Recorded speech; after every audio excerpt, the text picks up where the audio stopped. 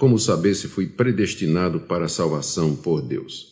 A Bíblia diz que Deus, antes da fundação do mundo, elegeu para a salvação aqueles que ele quis de entre a raça humana.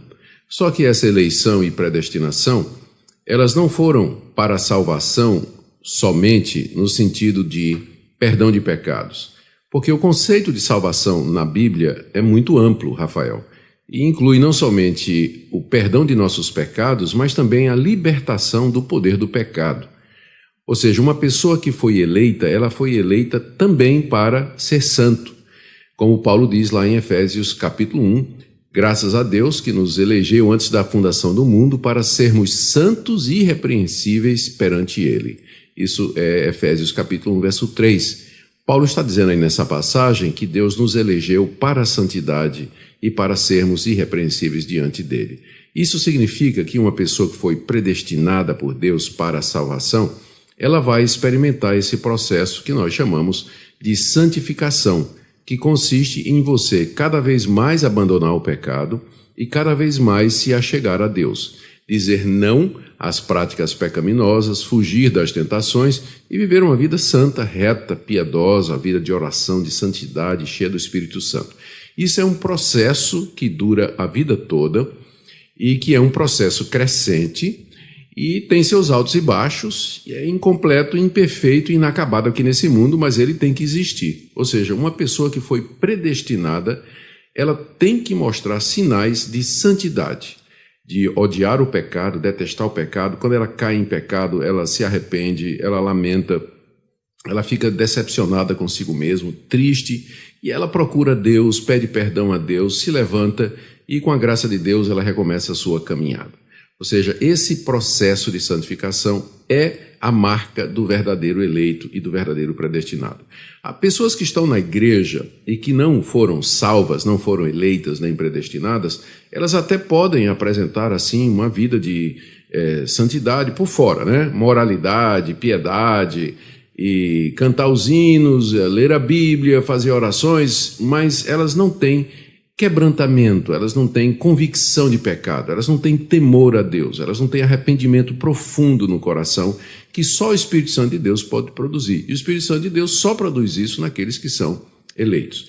Então, respondendo a sua pergunta, primeira pergunta, Rafael, eu diria que você sabe se é predestinado examinando a sua própria vida, examinando a sua conduta, suas decisões, suas escolhas e comparando com o quadro que a Bíblia dá do que é um verdadeiro cristão. Pega, por exemplo, lá em Gálatas, capítulo 5, quando o apóstolo Paulo diz quais são as obras da carne. Ele fala de prostituição, impureza, lascívia, ele fala de engano, feitiçaria, glutonaria. E aí você olha para a sua vida. Você é uma pessoa que vive assim, na prostituição, na imoralidade, na impureza sexual. É uma pessoa que vive na prática da mentira, na prática da enrolação, de enganar os outros. Você é uma pessoa fingida. Você abriga ódio no seu coração, raiva, mágoa contra as pessoas.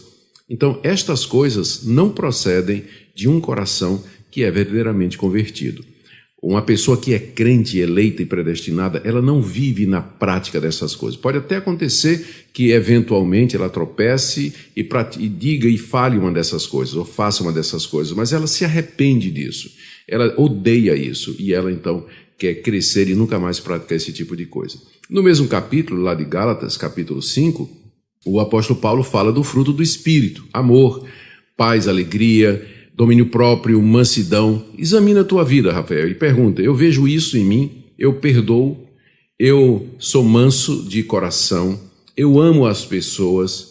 Eu quero viver uma vida honesta diante de Deus? Eu quero fazer o que é justo diante de Deus e dos homens? Se você percebe estas coisas em você, essa é a marca do verdadeiro eleito e do verdadeiro predestinado. Há uma última marca aqui que eu queria falar e dizer para você. O apóstolo Paulo, em Romanos capítulo 8, diz que o Espírito Santo testifica com o nosso espírito de que nós somos filhos de Deus. João Calvino chamou isso do testemunho interno do Espírito Santo, para se referir ao fato de que é o Espírito Santo que produz certeza da salvação no íntimo do coração da pessoa. Então, o verdadeiro eleito, o verdadeiro predestinado, ele pode até passar por momentos de questionamento, como parece, por exemplo, que você está passando. Ele pode duvidar se realmente ele é salvo, porque às vezes ele cai em pecado, né? E ele diz assim, como é que uma pessoa eleita, predestinada, ela pode cometer um pecado desse? Então, às vezes, ele pode passar por isso. Mas ele nunca vai abandonar a fé, ele nunca vai abandonar a confiança em Jesus Cristo, porque o Espírito Santo o preserva, o Espírito Santo o guarda, e lá no íntimo do coração ele sabe que ele realmente é de Deus. O que me leva aqui à sua segunda pergunta. Você diz, acaso eu acredite que não... Só um eleito, uma pessoa que de fato ama a Deus e tem fé em Deus, diria uma coisa dessa.